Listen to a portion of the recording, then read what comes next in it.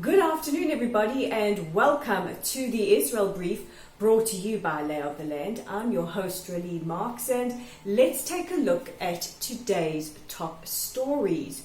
Well, it's all about ultimatums today, and we started off with Hamas in Gaza, who have issued an ultimatum to Israel, saying that if Israel does not let in Qatari funds into the Strip or increase the supply of electricity to the Strip, they will escalate the violence. Now, violence on the border with Gaza has escalated quite dramatically within the last 2 weeks, including the attempts at cross-border raids, as well as rockets and mortars that were fired from Gaza into Israeli territory on Friday and Saturday nights, setting off the Iron Dome interceptors and the Israel Air Force striking Hamas targets within the Strip.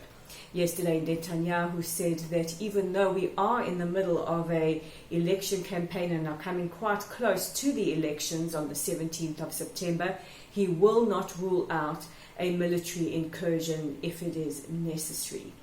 And in keeping with our theme of ultimatums and the big story that's been on everybody's lips and of course across social media is the story of the barring of the two US Congresswomen Rashida Tlaib and Tlaib and Omar.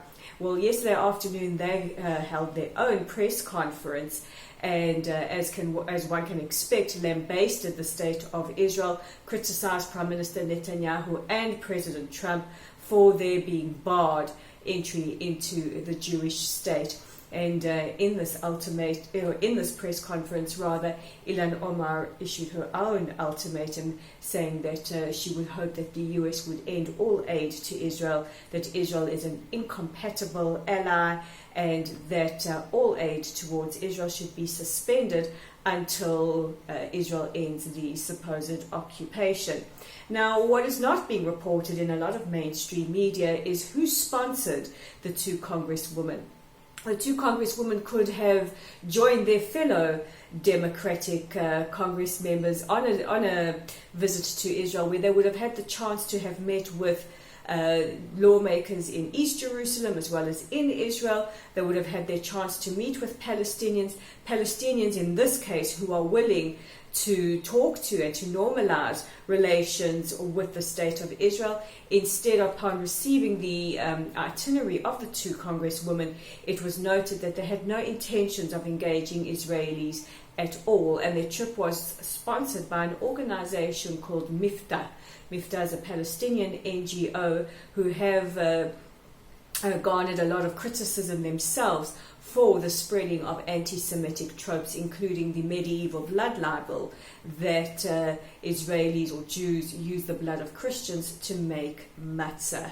Also, what hasn't been mentioned is the fact that no sooner had they been turned down than the two congresswomen both disseminated a cartoon drawn by a notoriously anti-Semitic cartoonist. In fact, this cartoonist partook in the Iranian conference on Holocaust denial. So the challenge remains to the mainstream media in the United States. Why aren't you covering this side of the story? Just some food for thought. And in more positive news, Prime Minister Netanyahu has concluded his 2-day visit to the Ukraine, and this is the first time that an Israeli Prime Minister has visited the country in 2 decades. And Prime Minister Netanyahu, in a statement today, saying it was a very, very successful trip. Both he and President Zelensky paid tribute to the victims of the Bibi massacre during the Holocaust, where thousands of Jews were slaughtered by Nazi forces and Nazi sympathizers.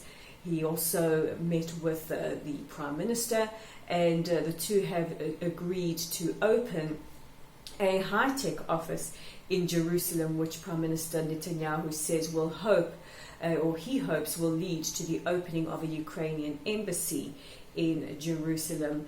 And in more great news, the two countries signed a tourism pact that would see or help facilitate large amounts of Israeli tourists to Uman in the Ukraine, where many pray at the tomb of the Brezhlov Rebbe. So a very, very successful trip to the Ukraine, and let's see what comes out of this. All indicators was that it was very, very positive. Now, if you want more positive news, you can check out our content at layoftheland.online. There's still time to read Alex Rifkin's excellent account of the barring of the two congresswomen Tlaib and Omar. Also tonight you can read all about Blankets for Hope, an incredible endeavor by South African Friends of Israel and their drive to give the homeless and the truly needy in South Africa blankets during the freezing cold winter season, as well as food. Also, don't forget to join our growing community on Facebook. Like us, follow us, invite your friends to do the same. It's all good. And if you want to view us on YouTube, simply look for our YouTube channel, The Israel Brief. Click on the subscribe button and you'll get a notification of when we post our briefs. So I'm Rolene Marks with the Tuesday edition of The Israel Brief, and we'll chat again tomorrow.